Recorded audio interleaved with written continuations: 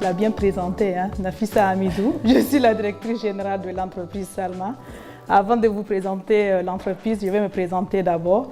Je ne sais pas si dans la salle, il y a des gens qui connaissent très bien le Niger. Le Niger, c'est un pays fortement islamisé où plus de 95% de la population est musulmane. Donc, je suis issue d'une famille où mon père, la religion, c'est du tic au tac. Ah, ça, l'école coranique, obligée. J'étais obligée de passer par la case école coranique obligatoire. L'école classique, ce n'était pas son affaire. Parce que dans ma famille, à l'âge de 14 ans, mes autres cousines, sœurs déjà, avant 14 ans, 15 ans, case mariage. Parce que dans la tête de mon père, une femme intellectuelle, c'est difficile, c'est que des problèmes. Et c'est vrai, il avait raison, hein, parce que je l'avoue, hein, c'est difficile pour lui de me gérer. Ah oui, hein. Donc, j'avais aussi failli être excisée parce que aussi dans la famille, je suis issue d'une ethnie de Peul, donc je suis Peul. Donc là-bas, j'avais failli être excisée. Ça, c'est premièrement. Là, c'est passé parce qu'il y avait ma mère qui est d'une autre ethnie, qui est ethnie germane. Donc elle, son côté, on n'excise pas les femmes. Là, ça m'a sauvée. Merci, maman. Maintenant, côté case mariage, à 14 ans, j'ai failli être aussi dans la case mariage, quitter l'école, abandonner l'école et être mariée. Là aussi, merci maman. Elle avait refusé. Elle disait que non, elle veut voir sa fille émerger. Et pour mon père, c'était difficile. La seule femme, je lui montrais que l'école ou rien. L'école coranique, je vais le faire. Il n'y a pas de problème. J'ai fait l'école coranique, j'ai descendu le Coran, je mettais le hijab et tout ce qu'il voulait. L'essentiel de me laisser étudier. Jusqu'à même le choix d'être, je suis sage-femme de formation de base, c'était son choix à lui, ce n'était pas mon choix. C'est juste pour vous donner une idée de la vie. Là où je venais, c'est très compliqué pour une femme d'émerger. Donc c'est très très compliqué. Et, maman me sauvait à chaque fois. Il me disait oui, il faut faire les sages-femmes. Je dis ok, je vais étudier. Je suis partie faire sage-femme. Après sage-femme, il me dit ok, mariage, tu as eu ton diplôme, il faut que tu te maries. Je dis papa, vous aussi, hein. Vous avez dit de lire le Coran. J'ai lu le Coran, laissez-moi faire autre chose. Il dit non, il faut que je me marie. J'ai fui la maison, parce que la famille aussi, c'était une famille polygame. Parce que mon père, l'islam, c'est polygamie, donc c'était aussi ça avec plusieurs frères et sœurs. Donc là, j'avais quitté la famille chez mon grand-père. Donc j'ai quitté chez mon père pour partir chez mon grand-père. Et là, comme lui, c'est une ethnie germane, ça m'a beaucoup aidé. C'est lui qui m'a poussé à continuer mes études jusqu'à devenir spécialiste en genre et plaidoyer. Et il m'a aidé jusqu'à étudier hors du Niger en Espagne.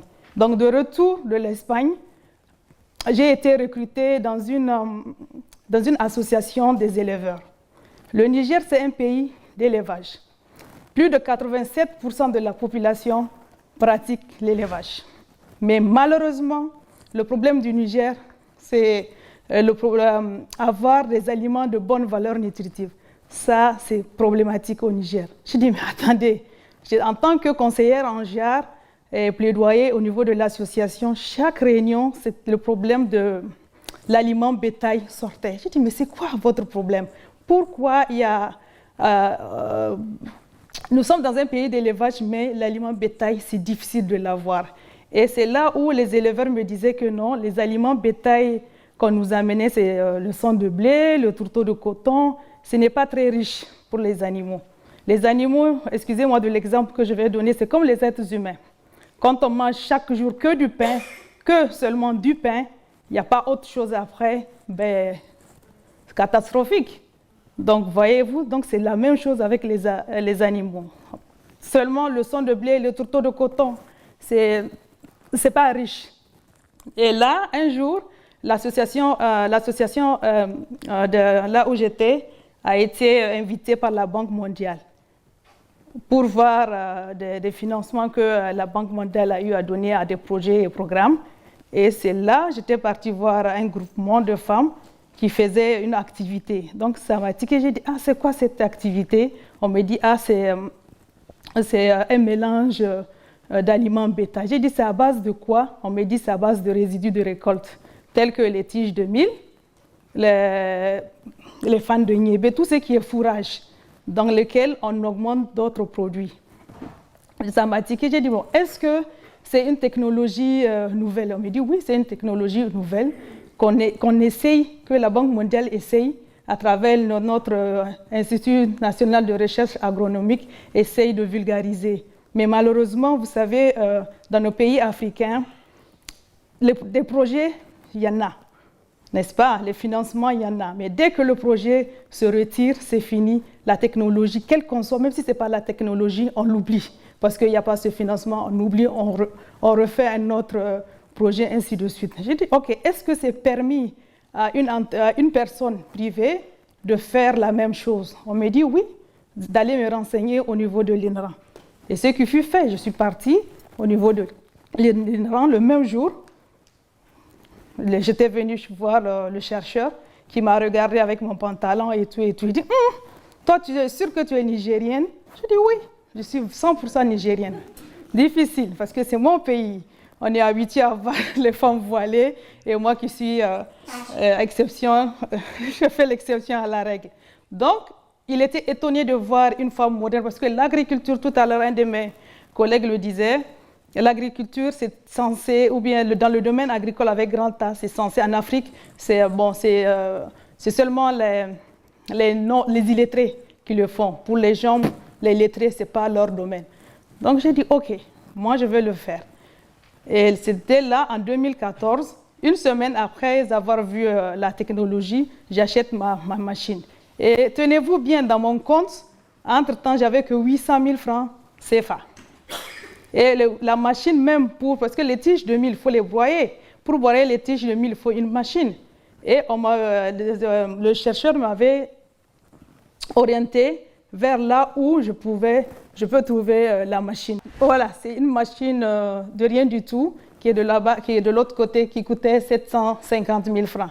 Et 750 000 francs, en plus de ça, il faut que j'achète les matières premières et puis recruter des gens. J'ai dit, ah, comment je vais faire? J'étais revenue au bureau pour en parler avec mes collègues qui me ricanaient au nez, qui se foutaient de moi. Ils disaient, non, non, non, toi, tu es trop blanche pour faire ça. J'ai dit, OK, venez, on va se mettre ensemble. Personne ne voulait.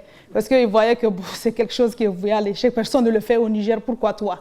Toi, tu es qui? Et en plus de sur quoi, une femme nigérienne, non, ça c'est l'échec total. C'est pas la peine. Personne ne va t'aider. J'ai dit, OK. Donc, toute seule, je sais là où je suis. Vous voyez, avec mes 3 employés, on avait commencé manuellement. C'était pénible. Parce que la machine, c'est une machine comme manivelle. C'est vraiment pénible. Broyer les tiges de mil, broyer les fans d'arachide, c'était pénible pour nous. Donc, voyez-vous. Mais le fait de leur montrer que j'aimais l'activité, le fait de leur montrer que c'est quelque chose qui me tient à cœur, les gens se sont dit, bon, pourquoi ne pas l'aider? C'était très, très difficile. Ça, je l'avoue. Pour avoir aussi les financements en tant qu'une femme nigérienne, j'étais partie voir les banques qui ne voulaient même pas de moi parce que tout le monde voyait que c'est du n'importe quoi. Tu vas abandonner, tu es trop, ils disent blanche, blanche, tu es trop européenne pour ça, ça c'est pas ton domaine. Aucun homme au Niger ne fait les aliments bétail. Je suis la seule femme au Niger qui fait les aliments bétail. Mais pour eux, c'est pas normal. Donc, chemin faisant, je faisais avec détermination et avec ce que je montrais aux gens. Je suis venue, 4 ans après, j'ai acheté la machine que vous voyez. De 4 employés, je suis passée 4 ans après à 8-9 employés. Donc la machine, au lieu d'être manuelle, c'est une machine électrique qui me fait plus de... Parce qu'avec la machine, ce que j'avais oublié de dire, avec la petite machine, on faisait que 40 sacs jour. Mais avec la grande machine, on fait plus de 10 tonnes par jour. Donc vous voyez l'évolution. Ça a beaucoup évolué. Et j'avais même oublié, parce que mon père, je reviens au niveau de mon père, lorsque je lui disais que j'allais faire les aliments bétail, il me dit, mais excusez-moi du terme, est-ce que tu n'es pas bête toi? Non, est-ce que toi tu es normal? J'ai dit, hey, papa, c'est quelque chose que j'aime, j'aimerais le faire. Il dit, va faire sage-femme. Une femme, là, on ne veut pas la voir devant les hommes. Une femme, on a besoin de voir une femme avec les femmes. J'ai dit, hey, papa, là, c'est mort, c'est pas gagné, c'est pas ta fille, ça c'est l'ancienne Nafisa. Donc, vous voyez, 2 ans, on ne se parlait pas avec mon père. 2 années à cause des aliments bétail. Mais le jour où il avait commencé à me voir à la télévision, où il avait commencé à voir que ses propres amis parlaient de Nafisa, de l'aliment bétail que la fille est en train de faire, il y a certains même qui ne savaient pas que je suis sa fille. C'est lui-même qui disait, oui, oui, c'est ma fille, oui, oui, oui, oui, c'est ma fille. Voilà. Donc, c'est pour vous dire que je me suis entêtée à casser les barrières. Parce qu'au Niger, tapez sur Google, vous allez voir, le Niger, c'est un pays compliqué pour la femme. En plus, oh là là, c'est très, très compliqué. Et voilà, donc ça, c'est pour 2023, ma future usine d'aliments bétail qui fera 5 tonnes heure au Niger. Et... voilà. Ça, c'est un chargement de camion qu'on fait très, très régulièrement. Donc, je vous remercie. Ça n'a pas été facile.